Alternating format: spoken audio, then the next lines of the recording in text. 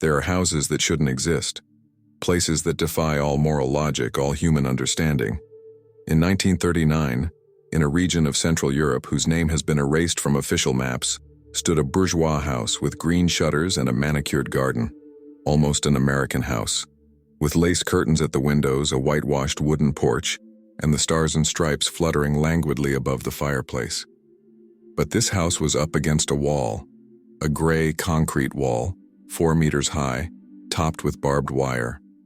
And behind that wall, every day, 6,500 human beings were murdered. If you think horror always lurks far away in secret, inaccessible places, this story will prove you wrong. Subscribe now, because some truths can't stay buried, even when they were built right next door. The Rudolf family wasn't German, nor were they executioners. They were American, civil servants, sent to Europe for some vague diplomatic post, an administrative mission whose nature no one ever truly understood. Elliot Rudolf, the father, was 47, with a thin mustache and a cold stare behind round glasses. He worked for the State Department, people said, but no one knew exactly what he did. His wife, Marjorie, was 39, with a fixed smile and hands that often trembled for no apparent reason. They had 3 children: Andrew, 22, the eldest; Rebecca, 16, a blonde girl who was always reading; and Samuel, 10, a quiet boy who drew birds in his notebooks. When they arrived in this town in August 1939, the war hadn't officially broken out yet. But everyone knew. The air already smelled of smoke, even though the ovens hadn't been lit. They were assigned this house, a beautiful house, really. Spacious, with a central staircase of solid oak, bright bedrooms, and even a small music room where Marjorie played the piano on Sundays. A perfect house for an American family on assignment, except that she was stuck at the center of death. That first evening, Andrew went outside to smoke a cigarette on the back steps. It was still warm that late summer. The sky was pink and gray, like a dirty watercolor. He heard voices, many voices, not shouts, not yet, just a continuous muffled murmur mixed with the sound of boots and orders barked in German. He approached the wall. He placed his hand on it. The concrete was warm. On the other side, there were people, hundreds of people, perhaps thousands. He went home without saying anything. At dinner, his father carved the roast with precision without looking up. Marjorie served the vegetables with a smile, as if nothing were amiss. Rebecca was reading a French novel at the table, which was forbidden, but no one said a word. Samuel was drawing on a napkin. Andrew looked at his family. He looked at the china plates, the silver cutlery, the bouquet of fresh flowers in the center of the table, and he thought, "We are having dinner next to hell." But he said nothing. Not that night. In the days that followed, routine settled in with a silent violence. Elliot left every morning at precisely 8 o'clock, dressed in his gray suit, briefcase in hand. He never said where he was going. He returned at 6 o'clock, read the newspaper, and smoked his pipe. Marjorie took care of the house with the help of a local maid, a woman with a closed face who almost never spoke. Rebecca went to the American school housed in a requisitioned building 10 kilometers away. Samuel stayed home, too young to attend school elsewhere. Andrew, for his part, had no defined role.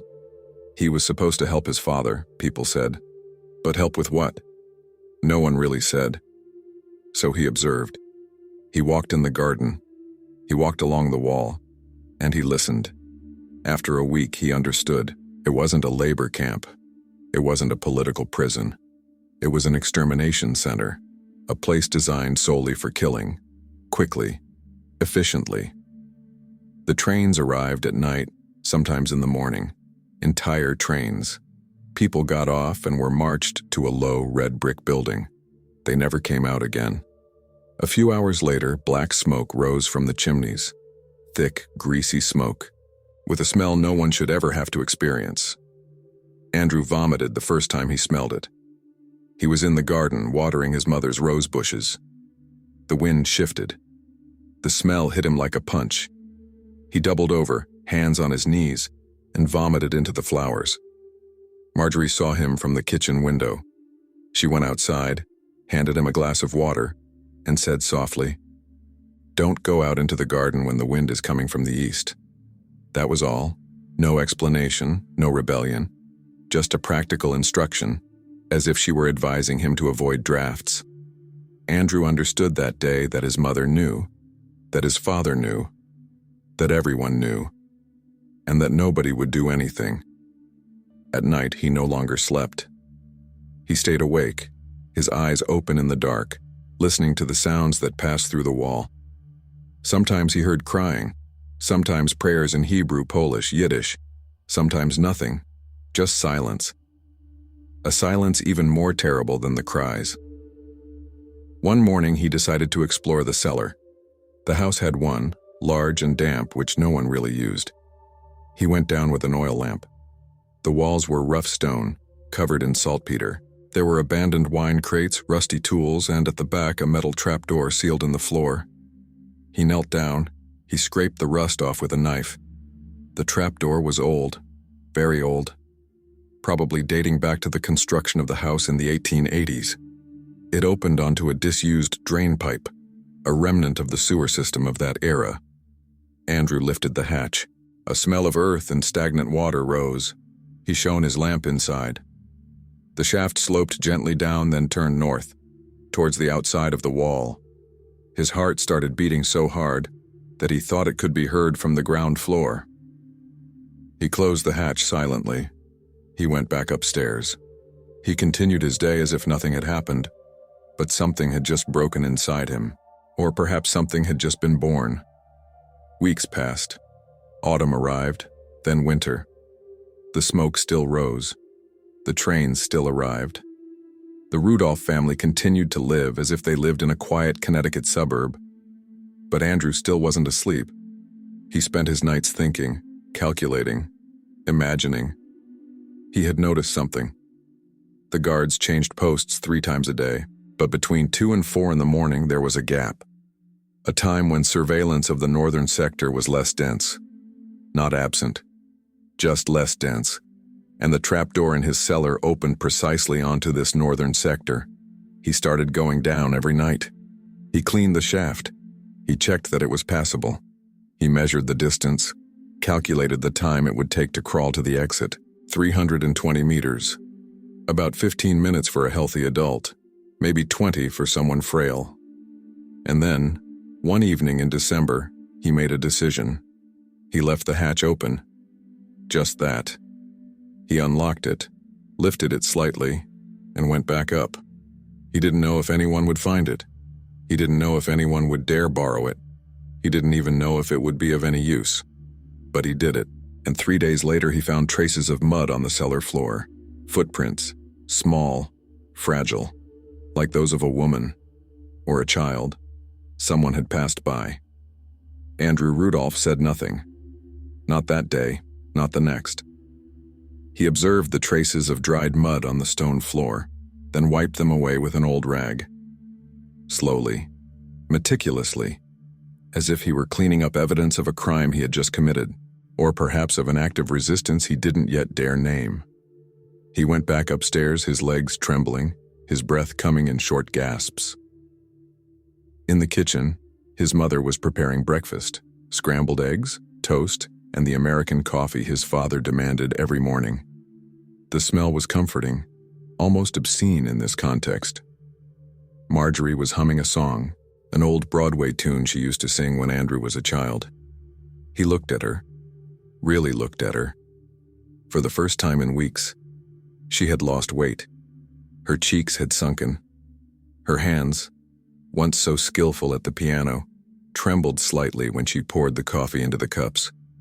She wore a floral dress that seemed to belong to another time, another life. Her hair was pulled back, impeccably styled, but a few gray strands now showed at her temples. "Did you sleep well, darling?" she asked without looking at him. Andrew nodded. He didn't speak. He didn't know what to say. Elliot entered the room, already dressed, already ready. He picked up his coffee cup, took a sip, and checked his pocket watch. 10 to 8, as always. "I might be back late tonight," he announced in a neutral tone. There's a meeting with the local authorities. Some administrative matters to sort out. Administrative questions. Andrew almost laughed. Or cried. He wasn't quite sure anymore. Rebecca came down a few minutes later, her school bag slung over her shoulder, a book tucked under her arm. She was 16 but looked younger with her blonde braids and her light eyes that always seemed a little distant. She sat down without a word, nibbled on a piece of toast, then headed back to the bus stop for the bus that would take her to the American school. Samuel, the youngest, was already in the living room, sitting cross-legged on the rug, drawing in his notebook. He was always drawing, mostly birds, sparrows, swallows, crows, never eagles, never birds of prey. Just small, fragile birds that looked as if they were about to fly away. Andrew approached him. He knelt beside him. "What you're doing is lovely," he said softly. Samuel didn't look up. He continued drawing, his tongue between his teeth, focused. "They're dead, you know," the boy whispered after a long silence. Andrew felt his blood run cold. "Who died, Samuel?" "The birds. The ones that used to fly over the garden. They're not coming back. They've left or they're dead, I don't know." The boy put down his pencil. He looked at his older brother for the first time. "Why aren't they singing anymore, Andrew?" Andrew didn't answer. He couldn't. He just placed his hand on his little brother's shoulder, then left the house. Outside, the sky was low, gray, and oppressive. Winter was settling in with unbearable slowness. Andrew walked to the wall. He placed his palm against the cold concrete. On the other side, he heard the same sounds as usual. Barked orders, slamming metal doors, and the muffled rumble of diesel engines. And then, nothing. Silence. That terrible silence that meant it was all over. That it would all start again tomorrow. He closed his eyes. He thought of the mud stains in the cellar. He thought of the person who had crawled through that dark shaft, terrified, exhausted, probably injured. He thought that they had made it out, that they had escaped, that they might still be alive. And he made a decision. He was going to do it again. But to do that, he had to understand. Understand the schedules, the rotations, the weaknesses. He had to become invisible, patient, methodical. He began to observe. Every day he noted everything in a small notebook that he hid under his mattress.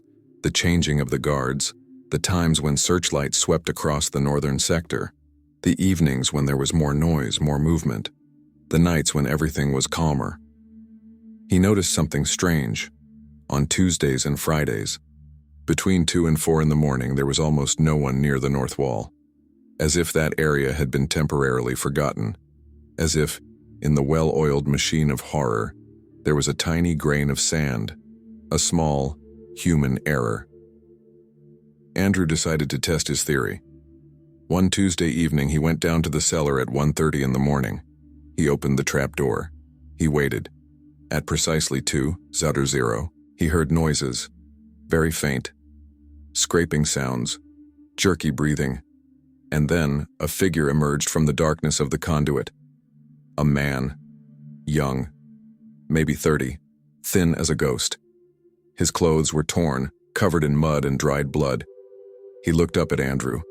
His eyes were huge, filled with terror and disbelief. They looked at each other for a few seconds that seemed to last an eternity. Andrew put a finger to his lips. Silence. The man nodded. Andrew handed him a bottle of water and a piece of bread he'd stolen from the kitchen. The man drank greedily, biting into the bread as if he hadn't eaten in days, which was probably the case. "We have to leave," Andrew whispered in German. "Now. North. There's a forest 3 kilometers ahead. Don't stop." The man nodded. He wanted to say something, but Andrew stopped him with a gesture. "No, don't say anything. Leave." The man went back up the cellar stairs. Andrew opened the back door for him. Then he disappeared into the night, swallowed by the darkness. Andrew remained alone in the cellar, trembling all over. He had just crossed a line he could never cross again. He went back up to his room. He lay down on his bed, fully dressed, staring at the ceiling until dawn. In the days that followed, he continued. Not every night. That would be too dangerous. But on Tuesdays and Fridays, without fail, he opened the hatch. Sometimes no one came. Sometimes a figure emerged, a man, a woman. Sometimes two people together holding hands. Andrew never asked them their names. He never asked them any questions. He gave them water, a little food, and then he let them go. He lived in a state of constant tension. Every noise made him jump. Every glance from his father seemed scrutinizing. Every question from his mother seemed loaded with innuendo. But nobody said anything. Marjorie continued to play the piano on Sundays. Elliot continued to leave for work every morning with his briefcase. Rebecca continued to read her French novels. Samuel continued to draw his dead birds. And Andrew continued down into the cellar. One evening, Rebecca surprised him as he was coming back upstairs. It was 3 a.m. She was standing in the corridor, in her nightgown, her hair loose over her shoulders. "Aren't you asleep?" she asked softly. Andrew froze. His heart was beating so hard he could hear the blood pounding in his temples. I was thirsty. I went to get some water." Rebecca looked at him with her clear eyes, her eyes that saw too much. "You have mud on your shoes," she whispered. The silence between them was deafening. Then Rebecca did something unexpected. She approached him. She placed her hand on his arm. "I won't say anything," she whispered. "To anyone, ever." Andrew felt tears welling up. He hugged his sister tightly, like when they were children. "Thank you." He breathed against his hair. Rebecca gently pulled away. She looked at him one last time, then went back to her room. Andrew remained alone in the corridor, trembling. He was no longer alone. Someone knew. Someone understood. And strangely, that terrified him even more. Because now, if he were discovered, it wouldn't just be his life at stake. It would be Rebecca's life too, and perhaps that of her entire family. But he couldn't stop anymore. He didn't want to stop anymore. Each person who emerged from that shaft was a victory against hell. A small, insignificant, paltry victory compared to the thousands who died every day. But it was something. And for Andrew Rudolf, 22 years old, son of an American civil servant who turned a blind eye to the horror, it was the only thing that still allowed him to look at himself in a mirror. March 1940. 6 months had passed since his first act.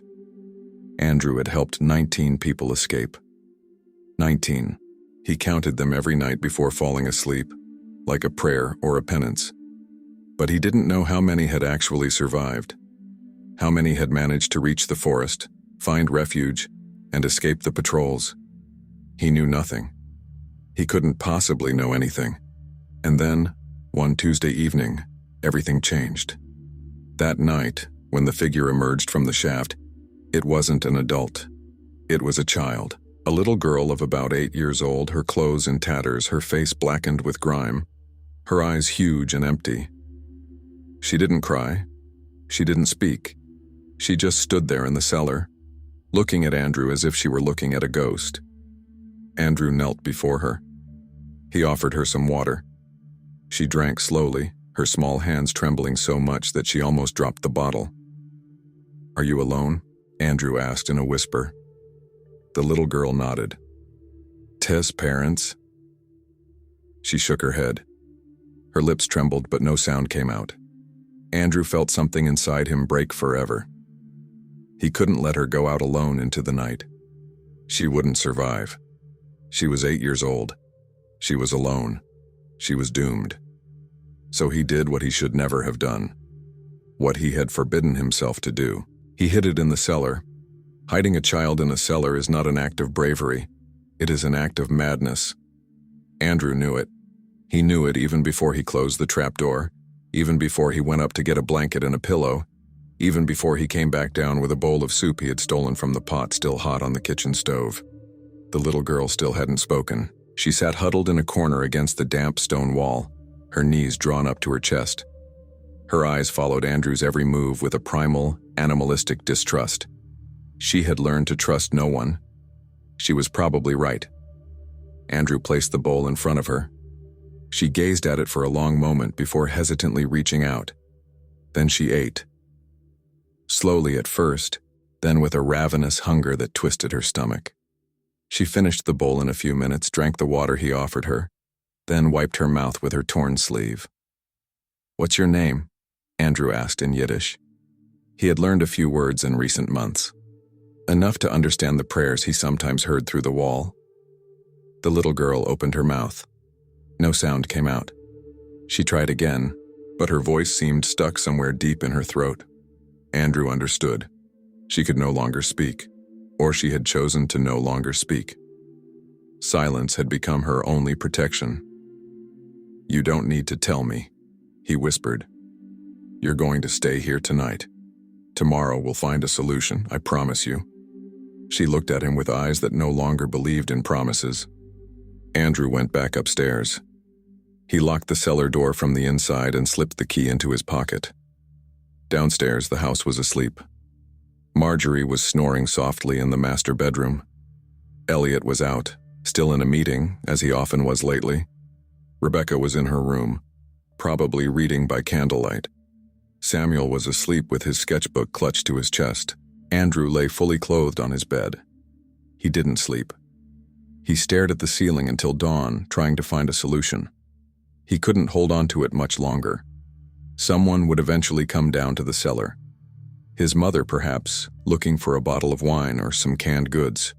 Or worse, his father. He had to get her out. But how? She was too young to survive alone in the forest. Too fragile. Too scarred. At 6 o'clock in the morning, Rebecca knocked softly on her door. "Andrew, are you awake?" He opened the door. His sister was already dressed, her hair tied up in a bun. She had that serious look she used to get when she knew something she shouldn't have known. "What is it?" asked Andrew, his throat dry. "I heard noises last night. In the cellar." Andrew felt his blood run cold. Rebecca placed her hand on his arm. "I can help you." "No, it's too dangerous." "You think I don't know what you're doing?" She lowered her voice. "I've seen you, Andrew. Several times. I know you're leaving the hatch open. I know people are leaving the camp through our cellar." Andrew froze. He didn't know what to say. "And I think you have someone downstairs right now," Rebecca continued. "Someone who can't leave right away." She had always been more intelligent than him, more observant, perhaps braver too. "A child," Andrew whispered. "A little girl. She's alone. She doesn't speak. I can't let her go like this." Rebecca thought for a few seconds. Then she nodded. "There's Sister Marguerite, at the school. She's French. She's part of a network. I know because I overheard a conversation she was having with another teacher. They were talking about passages and refugees. I think they're helping people flee to Switzerland." Andrew felt a wild hope awaken in his chest. "Can you talk to him?" "I'll try, but it will take a few days, maybe a week." "We don't have a week. We have no choice." Rebecca left for school an hour later. Andrew went down to the cellar with bread and milk. The little girl was awake, sitting in the exact same spot. She hadn't touched the blanket, as if she were afraid of leaving a trace of her presence. He placed the food in front of her. She ate in silence. "You're going to stay here for a few days," and Andrew explained. "My sister is looking for a safe place for you, a place where you can be safe. Do you understand?" The little girl nodded her head slowly. "But you mustn't make any noise. Nobody must know you're here. Nobody." She nodded once more. Andrew noticed something. She was wearing something around her neck. A small silver star of David attached to a thin chain.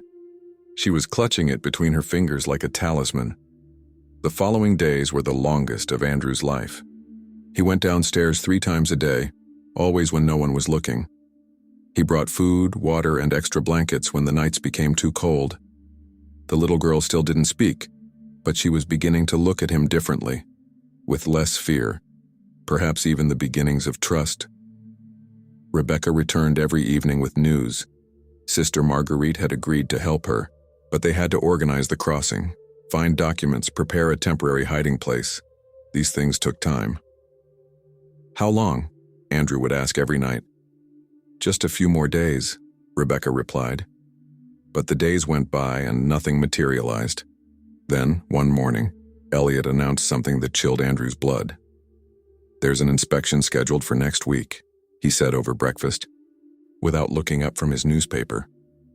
The authorities want to check all the residences of foreign staff. It's a standard security measure. Marjorie froze, her coffee cup halfway to her lips. Are they going to search the house? Probably. Nothing to worry about if everything is in order. Andrew felt panic rising.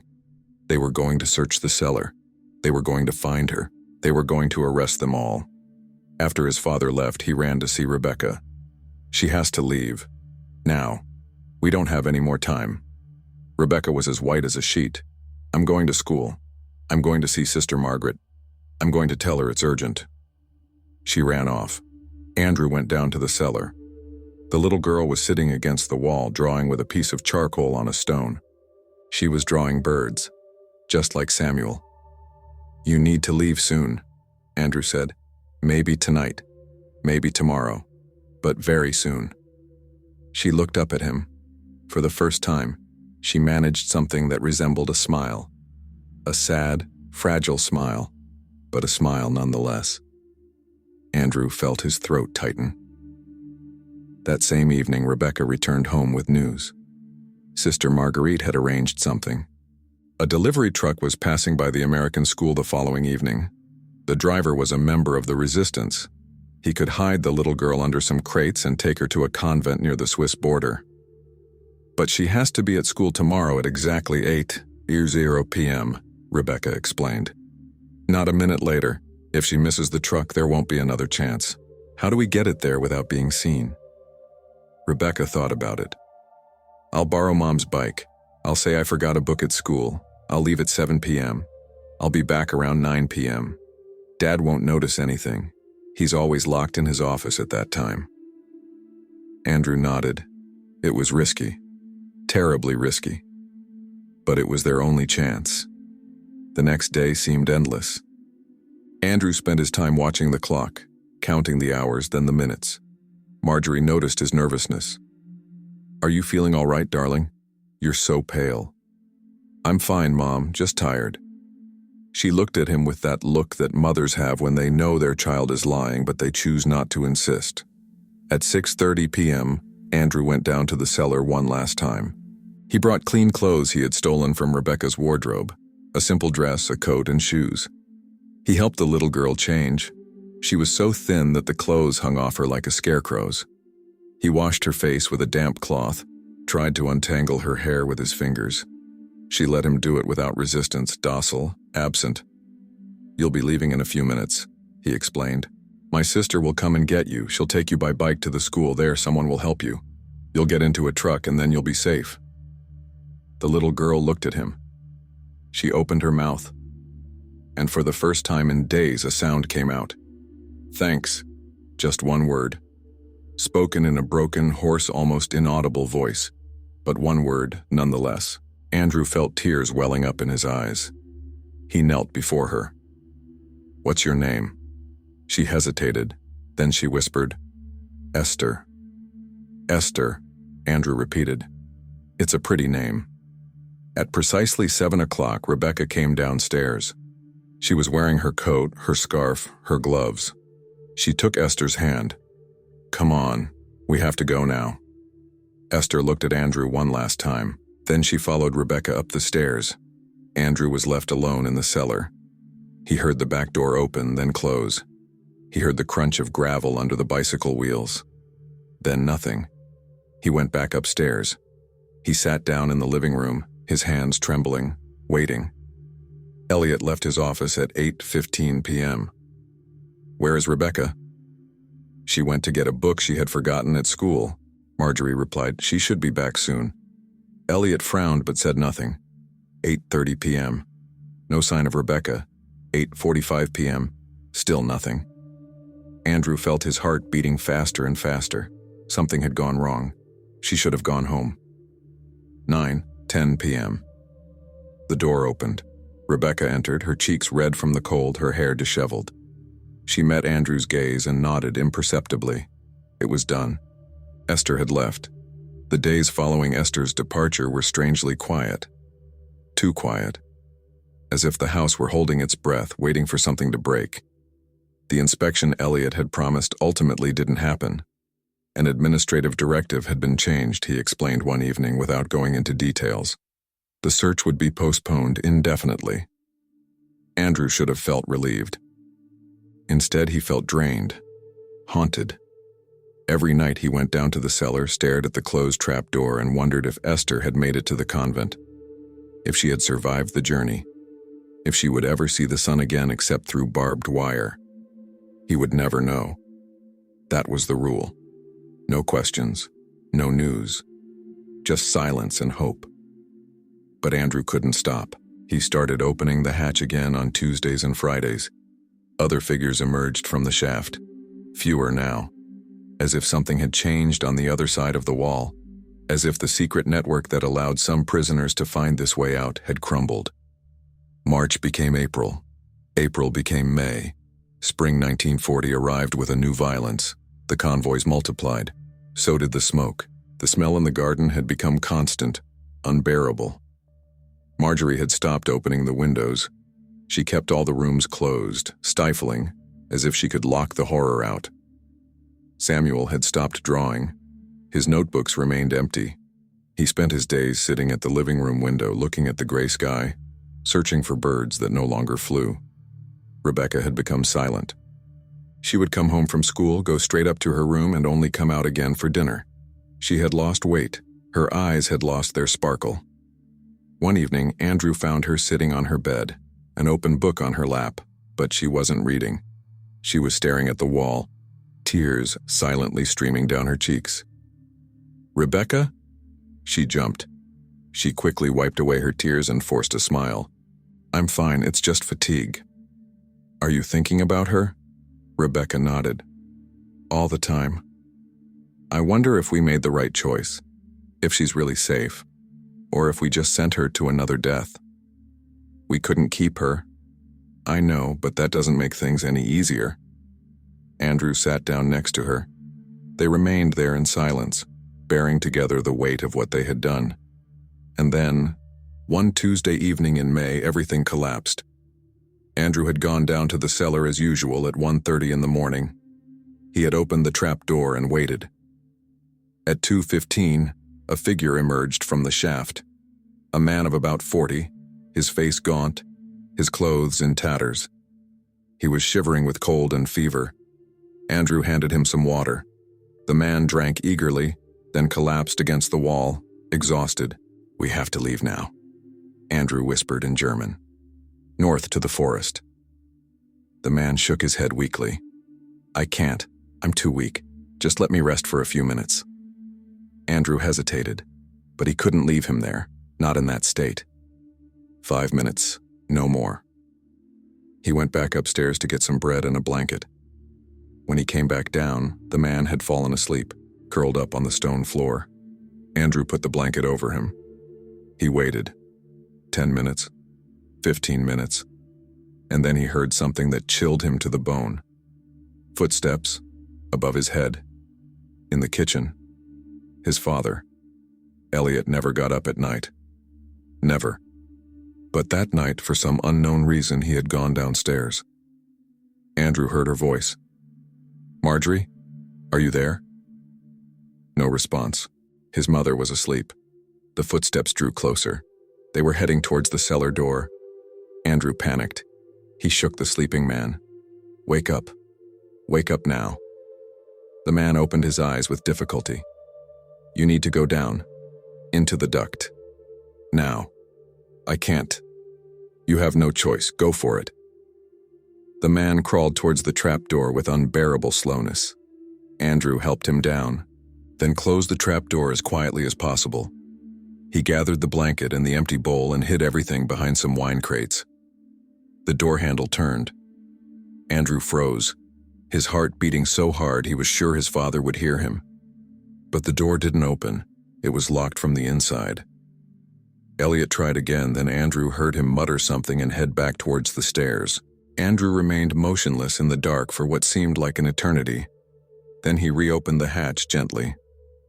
"You can go out now, but you must leave immediately." The man came out with difficulty. Andrew helped him back upstairs and opened the service door for him. The man looked at him one last time, murmured something in Hebrew that Andrew didn't understand, and then disappeared into the night. Andrew locked the door and went back up to his room. His hands were shaking so much that he could barely hold on to the stair railing. He had just escaped the worst. But for how long? The next morning at breakfast, Elliot was strangely silent. He watched Andrew with a new, unsettling focus. "Did you sleep badly?" he finally asked. "A little. Why?" "I heard you moving last night. Did you come downstairs?" Andrew felt sweat beading on his back. "I was thirsty. I went to the kitchen." "Are you sure you didn't go down to the cellar?" The silence that followed was deafening. "Why would I have gone down to the cellar?" Elliot continued to stare at him for a few interminable seconds. Then he folded his newspaper, stood up, and picked up his briefcase. "Be careful, Andrew. These are dangerous times. You never know who's watching you." He left. Andrew remained frozen at the table, unable to move. Marjorie placed her hand on his. "Your father is worried about you. That's all." But his gaze said something else. It said, "I know. I know what you're doing, and I can't protect you." In the days that followed, Andrew felt the surveillance tighten.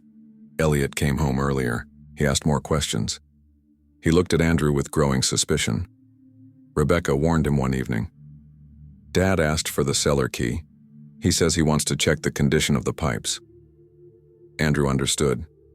It was over. He couldn't take any more risks. He stopped opening the hatch. Tuesdays and Fridays passed, but he remained in his room, his hands clenched on his sheets, listening to the silence of the cellar below. How many people were waiting on the other side, in the dark conduit? How many had died because he had been afraid? This thought gnawed at him from the inside like a poison. One night, at the end of May, he cracked. He went downstairs. He opened the hatch. He waited. Nobody came. He waited 2 hours. The duct was empty, silent. Something had changed on the other side of the wall. The network had been discovered, or destroyed. He would never know. Andrew closed the hatch and went back upstairs. In the corridor, Samuel was standing in his pajamas, his huge eyes fixed on him. "You're helping him," the boy whispered. "You're helping them leave." Andrew remained petrified. "You mustn't tell anyone, Samuel. No one. Do you understand?" Samuel nodded slowly. "Does Dad know?" "I don't know." "Mom knows?" "Maybe." Samuel approached his older brother. He took his hand. "I want to help them too." "No, you're too young. I'm 10 years old. I'm not a baby." Andrew knelt down in front of his little brother. "What I'm doing is dangerous, very dangerous. If Dad finds out, we'll all be punished. Maybe even killed, do you understand?" Samuel looked at his brother with eyes far too old for his age. "Then why are you doing it?" Andrew didn't get an answer. Or rather, he got too many. Because he couldn't sleep at night. Because he could hear the screams through the wall. Because every time he looked at his reflection in the mirror, he saw a coward living in comfort while thousands of people died just a few feet away. Because he was the son of a man who facilitated horror, and he had to do something to avoid becoming like him. Because it's the only right thing to do, he finally replied. Samuel squeezed his brother's hand tighter. "So I want to be fair too." June 1940. The Wehrmacht invaded France. The news coming over the radio was catastrophic. Paris had fallen. All of Europe was collapsing under the Nazi boots. And in this house attached to the wall of an extermination center, the Rudolf family continued to live as if nothing had happened. Elliot had stopped asking questions, but his vigilance hadn't diminished. On the contrary, he checked the doors every night. He counted the provisions in the pantry. He noted the slightest anomalies. Andrew knew it was only a matter of time before his father found out everything. And then, one evening in July, The inevitable happened. Andrew was in the garden, smoking a cigarette, when he saw a figure approaching the wall. Not an ordinary figure, not a guard. A man in an SS uniform, different from the others. Taller, more imposing. The man walked slowly along the wall, examining each stone, each crack. He stopped precisely at the spot where the underground conduit passed under the foundations. He remained there for several minutes, scrutinizing the ground. Then he called for more guards. They started digging. Andrew felt his world crumble. They had found the conduit. They knew. He rushed back into the house. He ran towards Rebecca's room. "They've discovered the passage. We're finished." Rebecca turned white. "What do we do?" "I don't know. I don't know." That night, no one slept in Rudolf's house. They were all waiting. Waiting for the knocking at the door. Waiting for the SS to come and arrest them. But nothing happened. The next morning, Elliot went downstairs to have breakfast as usual. He had a strange look on his face. Hard. Impenetrable. "There was a security incident last night," he announced. "A clandestine tunnel was discovered. It appears some prisoners were using it to escape." He looked Andrew straight in the eyes. "The authorities are conducting an investigation. If anyone in this house knows anything, now is the time to speak up." The silence was deafening. Andrew didn't look away. He held his father's gaze for what seemed like an eternity. Around the table, time stood still. Rebecca held her coffee cup halfway between her lips. Marjorie had stopped breathing. Samuel, sitting in his usual corner, watched the scene with his wide, all-too-aware eyes. "I don't know anything," Andrew finally said in what he hoped was a steady voice. Elliot continued to stare at him. Then slowly he nodded. He folded his newspaper, stood up, and picked up his briefcase. "Good. Because the authorities are convinced that someone on the inside was facilitating these escapes. Someone who had access to this house." He stopped at the door. Without turning around, he added, "They're going to search every residence in the area, including ours, today." Then he left. The silence that followed was so thick Andrew could almost touch it. Marjorie stood up abruptly and began clearing the table with jerky, mechanical movements. Her hands were shaking so badly that one of the cups slipped from her grasp and shattered on the floor. She looked at the scattered pieces of porcelain, and suddenly she collapsed. She knelt amidst the debris and began to weep. Not discreet tears, deep, heart-rending sobs that came from too far back, from too many months of enforced silence. "Mom." Rebecca rushed towards her. "I knew." Marjorie gasped between sobs. "I knew what you were doing, Andrew. From the beginning I knew, and I said nothing. My God, what have I done? What have we all done?" Andrew knelt beside his mother. He took her trembling hands in his own. "You didn't do anything, Mom. It's me. It's all my fault." "No." Marjorie looked up at him, her face ravaged by tears. "It's us. It's your father and me. We brought you here. We put you in danger. We turned a blind eye to the horror because it was easier, because we were cowards." "Mom, stop. You're the only one in this family who had courage, Andrew. The only one." Rebecca started to cry too. Samuel got up from his chair and came to huddle against Andrew, squeezing his arm with desperate force. They all four stayed there amidst the pieces of the broken cup, while outside the sun continued to shine as if the world wasn't falling apart. "What do we do?" Rebecca finally whispered. Andrew wiped away his own tears. He thought quickly. The search would take place today. They would go down to the cellar. They would find traces. Dried mud. Scraps of cloth. Maybe even fingerprints. He had to erase everything. Clean everything up before they arrived. "How much time do we have?" Dad said today. Probably this afternoon. Andrew looked at the clock. 9 o'clock in the morning. It was maybe 5 or 6 o'clock. "Rebecca, take Samuel for a walk.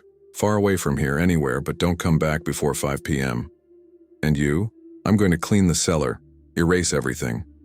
"I'll stay with you," said Marjorie, struggling to her feet. "I'll help you." "Mom, no. That's not a question, Andrew. I'm staying." They spent the next few hours on their knees on the cellar's stone floor, scrubbing every square inch with soap and water. They moved all the crates, checked every corner, every crack. Andrew sealed the trapdoor with fresh mortar he found in the shed. He sprinkled dust on it to make it look as old as the rest of the floor. Marjorie worked silently and methodically, but at one point, she stopped. She put down her cloth and looked at her son. How much? What? How many people have you helped? Andrew hesitated. I don't know exactly. Around 20, maybe more. Marjorie closed her eyes. A tear rolled down her cheek. It's so little, compared to the thousands who die every day.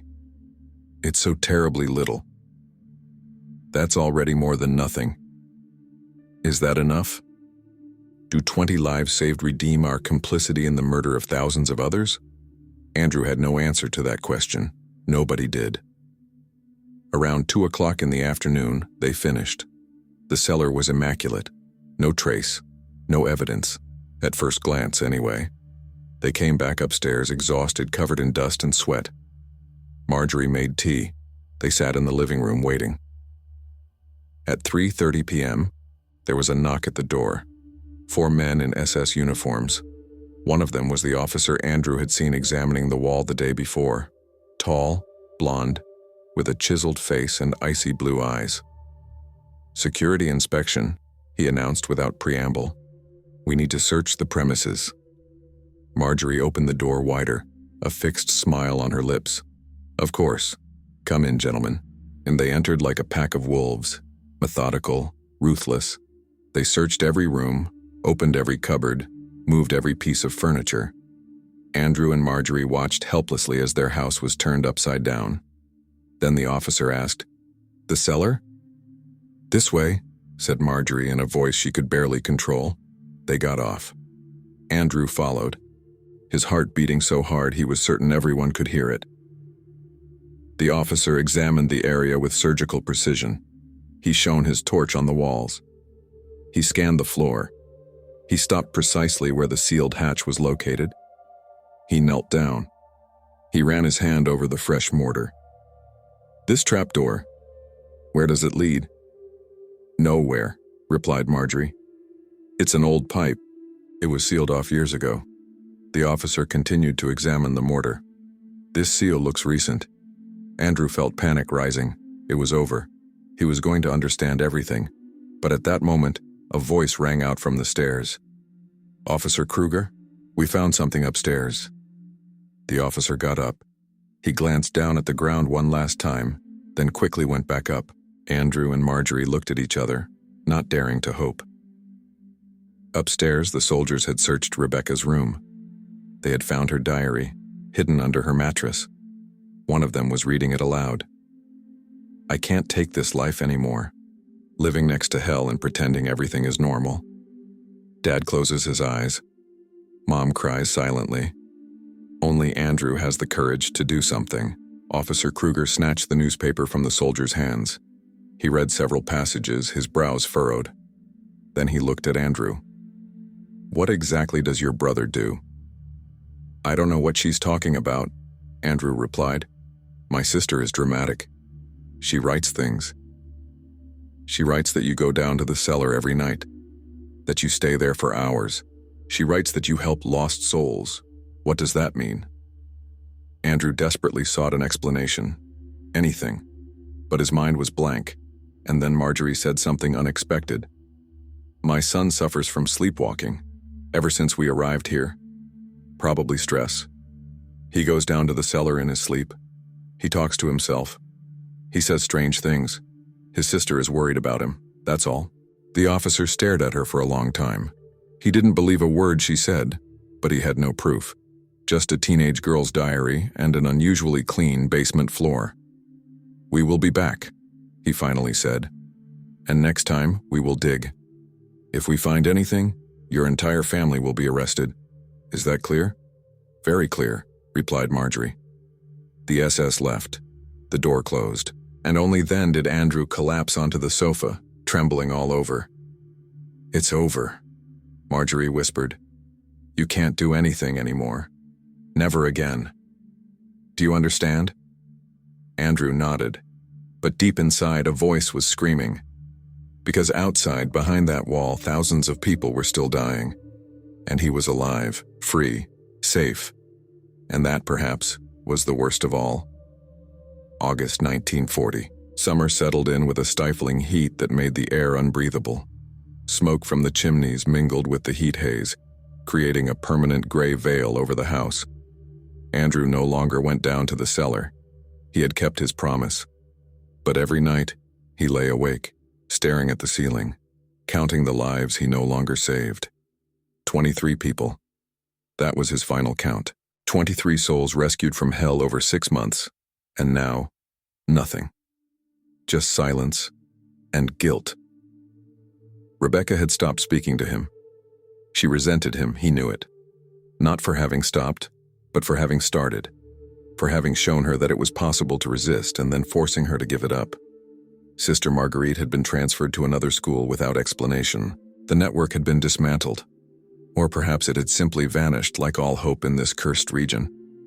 Elliot had become ghostly. He left earlier each morning and came home later each evening. He hardly spoke anymore.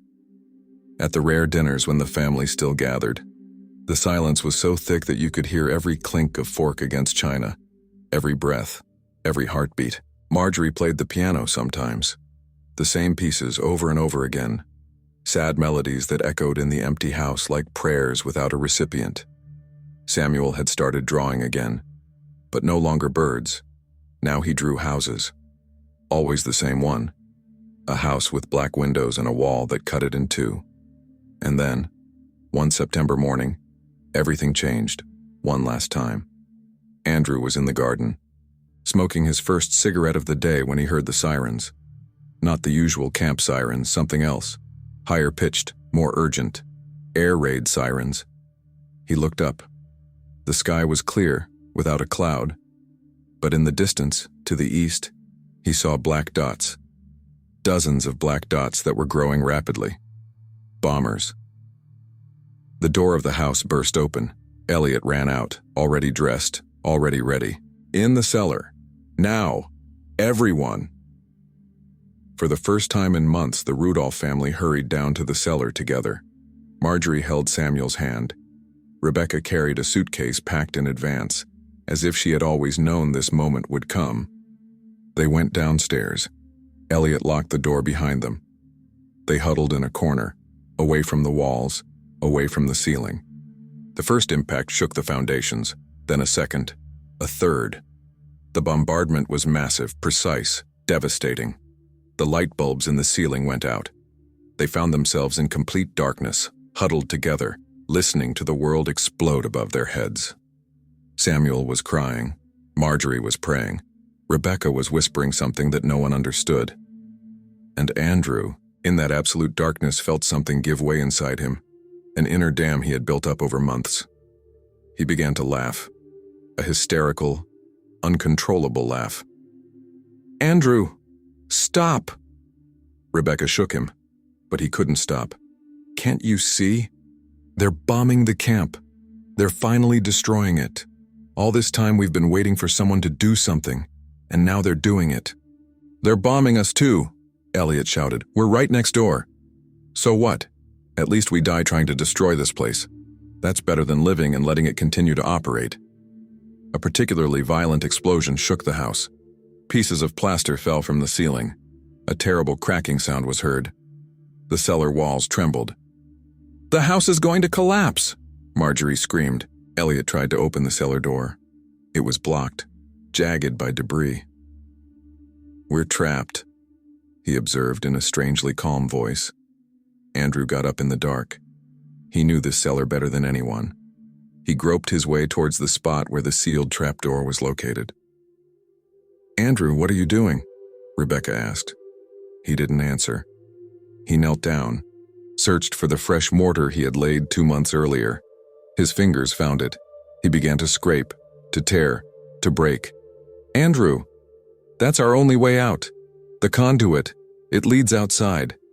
"You're crazy. The conduit runs under the camp. We're going to emerge right in the middle of hell.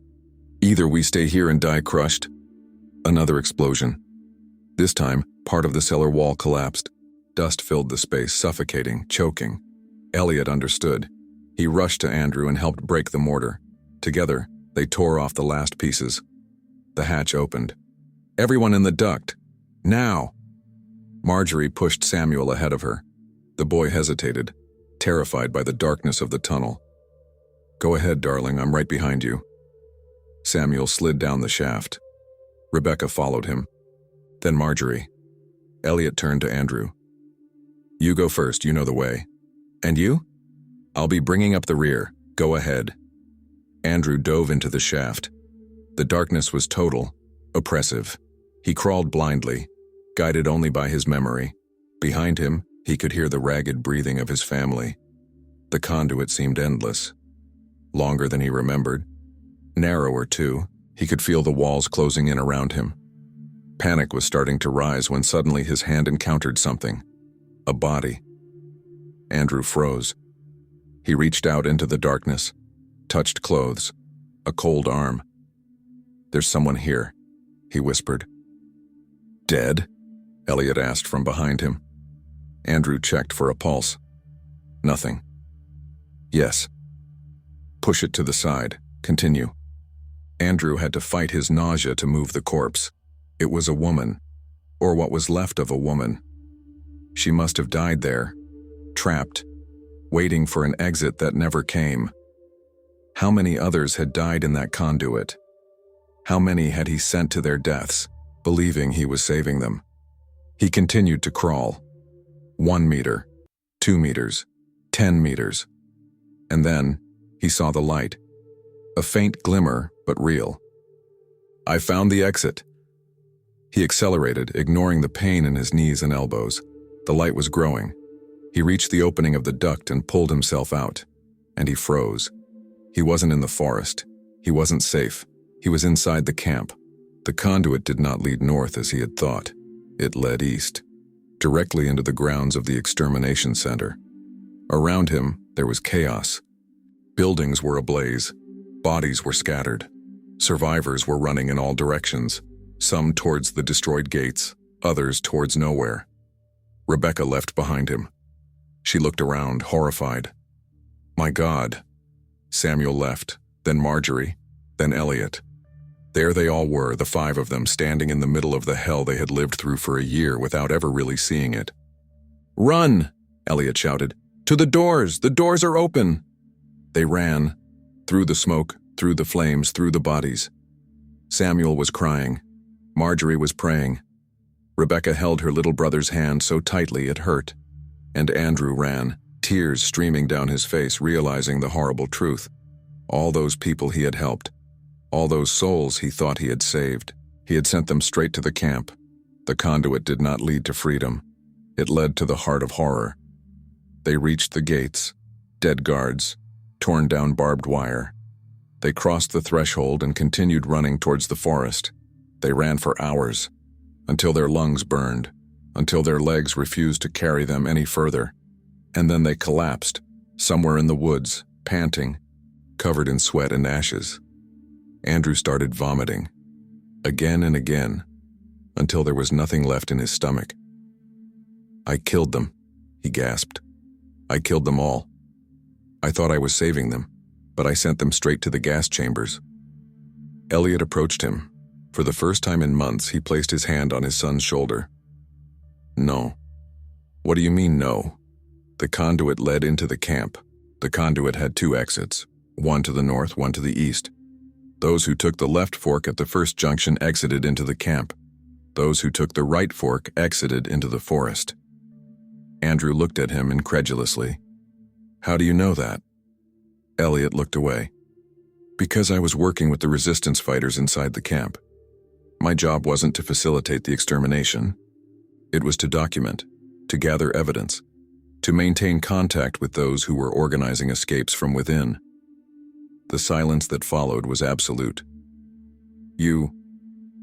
what?" "The people you helped get out of the cellar.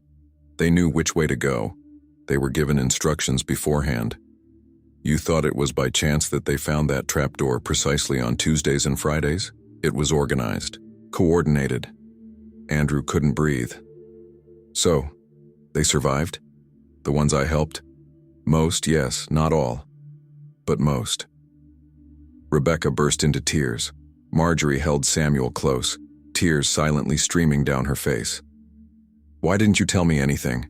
Andrew asked, his voice breaking. "To protect you. If you had been captured, you couldn't reveal what you didn't know. Your mother knew. Rebecca found out. But you had to remain ignorant. It was safer." Andrew looked at his father. This man he had hated for a year. This man he believed to be complicit in the horror. The inspection, when Kruger came, I had warned him. I had told him that my son suffered from mental disorders, that his sister was whimsical. Kruger owed me favors. He agreed not to dig any deeper. Not this time. Andrew no longer knew what to think, what to feel. Anger and relief mingled within him in an unbearable confusion. The Rudolf family survived the war. They crossed a devastated Europe and finally returned to the United States in 1946.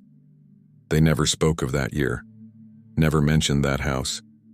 It had become a black hole in their family history. Andrew never knew how many people had truly survived because of him. His father died in 1962 without ever revealing all the details. Marjorie died in 1971, taking her secrets with her. Rebecca became a teacher. She never had children. Samuel became an architect. He spent his life building houses with large windows, lots of light, and never ever basements. Andrew, for his part, became a history professor. He dedicated his life to documenting the Holocaust, interviewing survivors, and ensuring that the world never forgets. He died in 1998, at the age of 81. And then, in 2003, something extraordinary happened. An elderly woman appeared at a memorial conference in Washington. Her name was Esther Zimmerman. She was 72 years old. She was looking for someone. "I am looking for the family of a man who saved my life in 1940. He lived in an American house next to the camp. He hid me in his cellar. Then his sister took me by bicycle to a convent. I was never able to thank them." Rebecca was in the audience. She was 80 years old now. She stood up, trembling.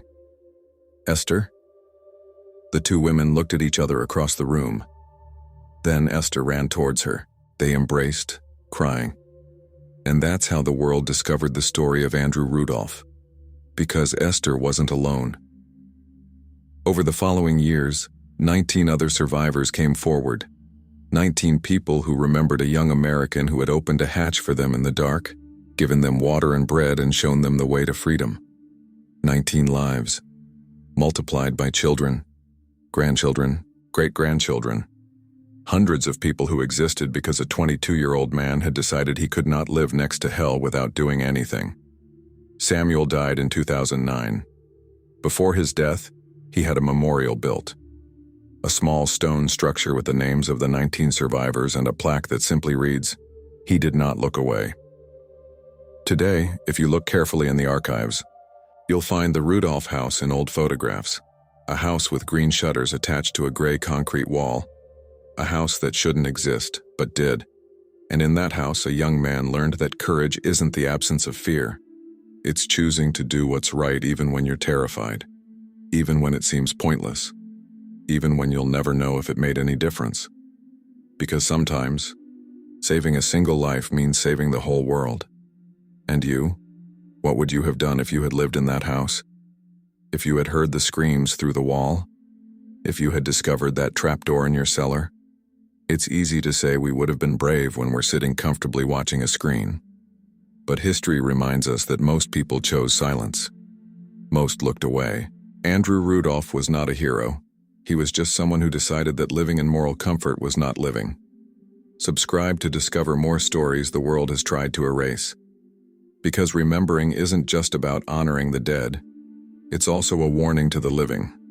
The walls still exist. The gas chambers have changed shape. And every day we choose to look or look away. Choose wisely.